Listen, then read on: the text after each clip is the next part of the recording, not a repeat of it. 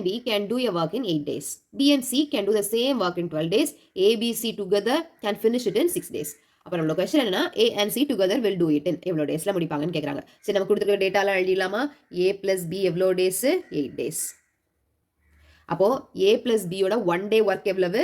1/8 work. B plus C எவ்வளோ? 12 days. அப்போ B plus C யோட 1 day ஒர்க் எவ்வளவு? 1/12. A plus B plus C மூணு பேரும் சேர்ந்து எவ்வளோ? 6 days. இப்போ மூணு பேரும் சேர்ந்து பண்ணால் அவங்களோட 1 day ஒர்க் எவ்வளோ? 1/6. இப்போ நம்மளோட கொஸ்டின் என்னன்னா ஏசி சேர்ந்து பண்ணாங்கன்னா அவங்களோட ஒர்க் எவ்வளோன்னு கேட்குறாங்க.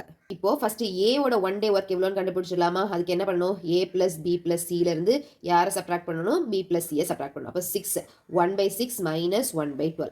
LCM எடுத்துட்டோன்னா 12 2 minus 1 1/12. அப்போ ஏயோட 1 day ஒர்க் எவ்வளோனா ஏயோட 1 day ஒர்க்கு 1/12. அது மாதிரி சிக்கு கண்டுபிடிச்சிடலாமா? சிக்கு என்ன பண்ணணும்? A plus B plus Cலேருந்து